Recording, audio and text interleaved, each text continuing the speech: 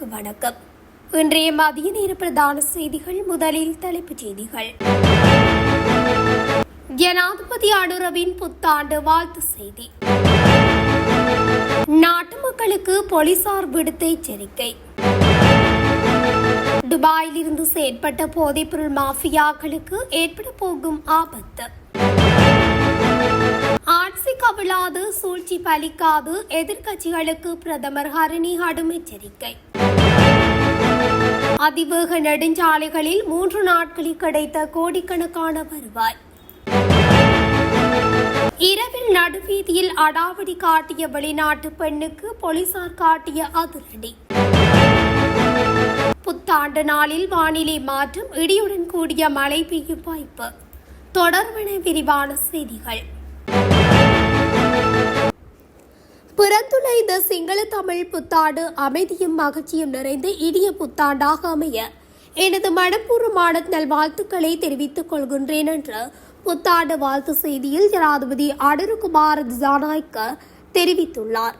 தமிழ் சிங்கள புத்தாண்டை முன்னிட்டு வெளியிட்டுள்ள வாழ்த்து செய்தியிலே அவர் இதனை குறிப்பிட்டுள்ளார். பௌதீக ரீதியாகவும் ஆன்மீக ரீதியாகவும் மாற்றம் பெறுவதை அடையாளப்படுத்த சிங்கள மற்றும் தமிழ் புத்தாண்டானது இந்நாட்டு மக்களின் பிரதான கலாச்சார விழாவாகும். பாரம்பரிய சம்பிரதாயங்களை பாதுகாத்து சுபநேர சடங்குகளுக்கும் சமய கிரியைகளுக்கும் முன்னுரிமை அளித்து கூட்டாக ஒரே சுபநேரத்தில் சிங்கள தமிழ் புத்தாண்டு கொண்டாடப்படுகிறது. இந்த பண்பாட்டு பகிர்வு உலகிற்கு முன்னால் எமது நாட்டின் அடையாளத்தையும் எமது சமூகங்களுக்கு இடையே நிலவும் சமூக கலாச்சார பிணைப்பையும் சிறப்பாக பிரதிபலிக்கிறது. நாட்டின் எதிர்கால அபிவிருத்தி பாதையை இந்த பெருமதிமிக்க கலாச்சாரம் மற்றும் உன்னதமான வரலாற்று மரபுரிமைகளுடன் இணைந்து தெரிவு செய்ய முடியும் என்று நாம் உறுதியாக நம்புகின்றோம். அதற்கமைய எமது அனைத்து எதிர்கால அபிவிருத்தி திட்டங்களும் அந்த பெருமதியான மரபுரிமைகள் மற்றும் கலாச்சாரத்தின் மீது வலுவாக உருவாக்கப்பட்டுள்ளன என்பதை இங்கு நினைவுபடுத்த வேண்டும். அதேபோல் சூரிய பேச்சியை தொடர்ந்து முன்னெடுக்கப்படும் அனைத்து சடங்கு முறைகளின் பொதுவான எதிர்பார்ப்பானது கூட்டுப்பண்பை மதிக்கும், பிறரையும் இயற்கையின் இருப்பையும் கௌரவிக்கும் ஒரு புதிய மனிதனை உருவாக்குவதாகும். புத்தாண்டின் சடங்கு முறைகளில் வெளிப்படும் கூட்டுப்பண்பின் குணாதிசயங்களும் விழுமியங்களும் அடுத்த சில நாட்களுக்கு மாத்திரமன்றி முழு வருடமும் எமது நடத்தைகளில் பிரதிபலிக்க வேண்டும் என நான் நினைக்கின்றேன். கடந்த வருடம் முகம் கொடுத்த பாரிய அர்த்தத்தின் போது உள்ளக அதிர்வுகளுக்கு தாக்குப்பிடிக்கும் இயலுமையை உலகிற்கு காண்பித்தோம்.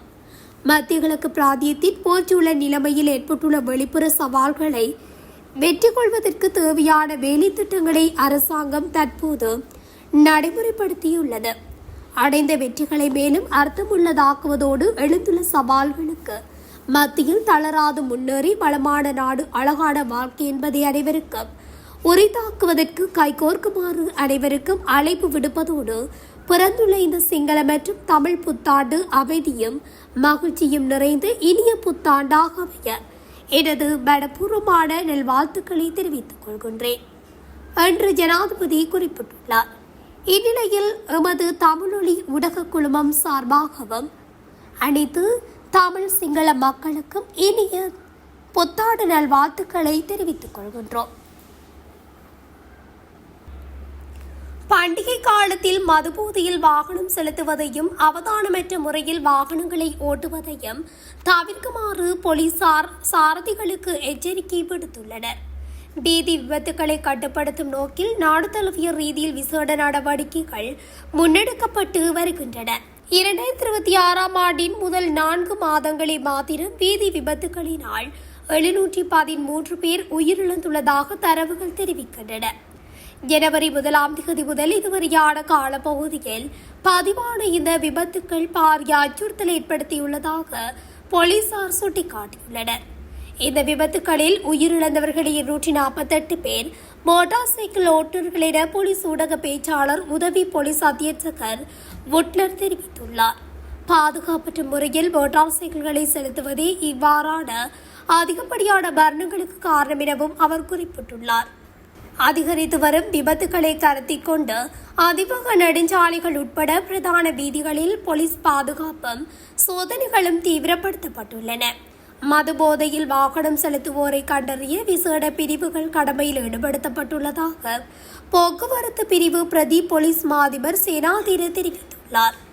இதேவேளை புத்தாண்டு விடுமுறையின் போது நீர்நிலைகளில் ஏற்படும் விபத்துக்கள் குறித்தும் போலீசார் கவலை வெளியிட்டுள்ளனர்.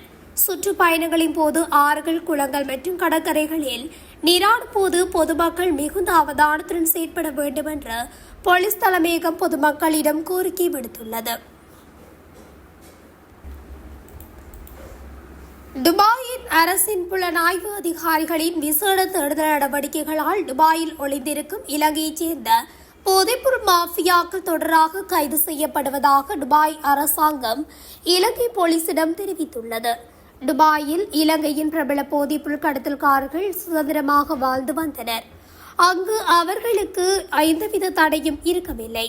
மேலும் நமது நாட்டுக்கு அநேகமாக ஈரான் கப்பல்கள் மூலமே போதைப் பொருட்கள் ஆழ்கடலில் படகுகளுக்கு மாற்றப்படுகின்றன. இந்த இரு தரப்பினரும் துபாயில் எவ்வித தடைகளுமின்றி தங்களின் கடத்தல்களில் ஈடுபட்டு வந்தனர். இன்றைய போர்ச்சூழலில் துபாய்க்கு இது பெரும் தலையீடியாக மாறியுள்ளது. ஒரு மாத காலமாக நடைபெறும் ஈரானுக்கு எதிரான போரில் துபாய் பாரிய தாக்குதலுக்கு முகம் கொடுத்தது. அதன் பின்னர் துபாயில் இருந்த ஈரான் நாட்டவர்கள் கைது செய்யப்பட்டு விசாரணைக்கு உட்படுத்தப்பட்ட சந்தர்ப்பங்களில் போதைப்பொருள் மற்றும் ஆயுதங்கள் விற்பனை தொடர்பில் பல தகவல்களை துபாய் பாதுகாப்பு தரப்பினருக்கு கிடைத்துள்ளன. அதைத் தொடர்ந்து துபாய் புலனாய்வு பிரிவினர் தேடுதல் வேட்டைகளில் ஈடுபட்டுள்ளனர். இதன்போது ஈரான் நாட்டவருடன் தொடர்பை பேணி வந்த இலங்கையைச் சேர்ந்தவர்கள் பெருமளவானவர்களும் கைது செய்யப்பட்டுள்ளனர். அவ்வாறு கைது செய்யப்பட்டவரை கொண்டரஞ்சி இந்த பாதாள உலக குழுவினர் நடத்தி செல்லும் ஆயுத கடத்தல் மற்றும் விற்பனை துபாய் நாட்டுக்கு பெரும் அச்சுறுத்தலாக மாறியுள்ளதை தொடர்ந்தே இந்த தேடுதல் வேட்டை ஆரம்பிக்கப்பட்டுள்ளது. இதில் சம்பந்தப்பட்ட அனைத்து இலங்கையர்களும் கைது செய்யப்பட உள்ளனர். நேற்று 10 பேர் கைது செய்யப்பட்டுள்ளனர். கைது செய்யப்படும் அனைவரும் இலங்கைக்கு அனுப்புவதற்காக துபாய் அரசாங்கம் இலங்கை பாதுகாப்பு தரப்பிடம் பேச்சுவார்த்தையில் ஈடுபட்டுள்ளதாகவும் தெரியவந்துள்ளது. கடந்த காலங்களில் இலங்கையில் கைப்பற்றப்பட்ட ஆயுதங்களும் ஈரான் கப்பல்கள் மூலமே கொண்டுவரப்பட்டுள்ளதாக தெரியவந்துள்ளது. தேசிய மக்கள் சக்தி அரசின் மீது பொய்க் குற்றச்சாட்டுகளை சுமத்துவதன் மூலம் இந்த ஆட்சியை ஒருபோதும் கவிழ்க்க முடியாது என்று பிரதமர் ஹரணி அமரசூரிய தெரிவித்துள்ளார். எதிர்க்கட்சிகளினால் முன்வைக்கப்படும் விமர்சனங்கள் மற்றும் அரசியல் நகர்வுகள் குறித்து கருத்து தெரிவிக்கையிலே அவர் இதனை குறிப்பிட்டுள்ளார். அரசை கவிழ்க்கும் நோக்கில் எதிர்க்கட்சிகளால் கொண்டுவரப்படும் எந்தவொரு பிரேரணையும் முறியடிக்க தாம் தயாராக இருப்பதாகவும் பிரதமர் தெரிவித்துள்ளார். இந்த அரசுக்கு எதிராக எந்த பிரேரணைகள் கொண்டுவரப்பட்டாலும் அவை அனைத்தையும் தவிடுபொடியாக்குவோம் என்று அவர் சூளுரைத்துள்ளார். மக்களின் பெரும் எதிர்பார்ப்புகளுக்கு மத்தியில் உருவாகியுள்ள இந்த அரசு திட்டமிட்ட பொய் பிரச்சாரங்களால் வீழ்ந்துவிடாது என்று சுட்டிக்காட்டிய அவர் அரசியல் லாபத்துக்காக முன்னெடுக்கப்படும் இவ்வாறான பொய்க் குற்றச்சாட்டுகளை மக்கள் நிராகரிப்பார்கள் என்றும் குறிப்பிட்டுள்ளார். எதிர்க்கட்சிகள் எத்தனை தடைகளை ஏற்படுத்தினாலும் அரசு முன்னெடுத்துள்ள ஊழல் ஒழிப்பு மற்றும் பொருளாதார மறுசீரமைப்பு நடவடிக்கைகள் எவ்வித தொய்வுமின்றி தொடரும் என்றும் பிரதமர் ஹரணி அமரசூரிய மேலும் உறுதிப்பட தெரிவித்துள்ளார். தமிழ் சிங்கள புத்தாண்டை முன்னிட்டு கடந்த 3 நாட்களில் அதிவேக நெடுஞ்சாலைகளில் கோடிக்கணக்கான வருவாய் ஈட்டப்பட்டுள்ளதாக போக்குவரத்து மற்றும் நெடுஞ்சாலைகள் அமைச்சு தெரிவித்துள்ளது. கடந்த 10ஆம் தேதி முதல் 12ஆம் தேதி வரையிலான 3 நாட்களில் அதிவேக நெடுஞ்சாலைகளை பயன்படுத்தி கிராமங்களுக்கு சென்ற வாகனங்கள் மூலம் 163.29 மில்லியன் அதாவது 165.5 கோடி வருவாய் ஈட்டப்பட்டுள்ளது. அடுத்த 3 நாட்களில் 434,033 வாகனங்கள் அதிவேக நெடுஞ்சாலைகளை பயன்படுத்தியுள்ளன. அதன்படி கடந்த 10ஆம் தேதி 1,61,847 வாகனங்கள் அதிவேக நெடுஞ்சாலைகளை பயன்படுத்தியதில் அன்றைய தினம் 5,98,15,450 வருமானமும் கடந்த 11ஆம் தேதி 1,53,807 வாகனங்களுக்காக 5,82,08,695 வருமானமும் 12ஆம் தேதி 1,18,684 வாகனங்களுக்காக 4,52,66,920 வருமானமும் ஈட்டியுள்ளதாக அமைச்சு தெரிவித்துள்ளது.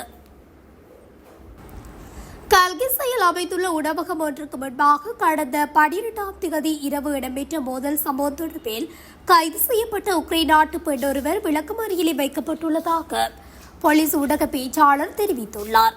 இலங்கை பெண் ஒருவரை தாக்கியதுடன் கொள்ளை சம்பவத்தில் ஈடுபட்டதாகவும் சம்பவ இடத்துக்கு வந்த போலீஸ் அதிகாரிகளின் கடமைக்கு இடையூறு விளைவித்ததாகவும் குறித்த உக்ரைன் நாட்டு பெண் மீது குற்றம் சுமத்தப்பட்டுள்ளது. சம்பவ தினத்தன்று இரவு கண்காணிப்பு பணியில் ஈடுபட்டிருந்த அதிகாரிகளால் இவர் உடனடியாக கைது செய்யப்பட்டுள்ளார். கைது செய்யப்பட்ட சதிகடவர் கல்கிசை நீதவான் முன்னிலையில் பிரசன்னப்படுத்தப்பட்டதை அடுத்து எதிர்வரும் 22ஆம் தேதி வரை விளக்கமறியலில் வைக்க உத்தரவிடப்பட்டது. விசாரணையில் இந்த பெண் கடந்த 12 வருடங்களாக இலங்கையில் வசித்து வருபவர் என்பது கண்டறியப்பட்டுள்ளது. இந்த சம்பவத்தில் காயமடைந்த இலங்கை பெண் சிகிச்சைக்காக மருத்துவமனையில் அனுமதிக்கப்பட்டுள்ளார்.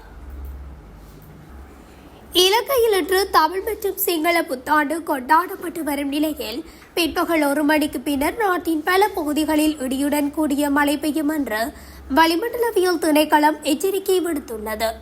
மேல் சப்ரகமுவ மற்றும் மத்திய மாகாணங்களின் சில பகுதிகளிலும் காலி மற்றும் மாத்தறை மாவட்டங்களிலும் 50 மில்லிமீட்டருக்கு மேல் கனமழை பெய்யும். கொழும்பு முதல் மட்டக்களப்பு வரையிலான கடலோர பகுதிகளில் காலி மற்றும் ஹமாதோட்டை வழியாக பல இடங்களில் மழை அல்லது இடியுடன் கூடிய மழை எதிர்பார்க்கப்படுகின்றது.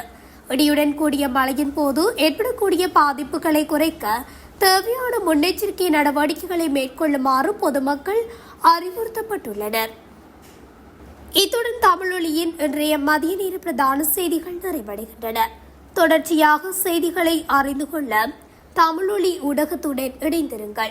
நன்றி, வணக்கம். தமிழொலி ஒரே பார்வையில் இன்றைய செய்திகளை உடனுக்குடன் தெரிந்து கொள்ள தமிழொலி யூடியூப் தளத்தை சப்ஸ்கிரைப் செய்து கொள்ளுங்கள். இந்த வீடியோ பிடிச்சிருந்தா லைக் பண்ணுங்க, கமெண்ட் பண்ணுங்க, ஷேர் பண்ணுங்க. மறக்காம கீழே இருக்கிற பெல் ஐகானை கிளிக் பண்ணுங்க.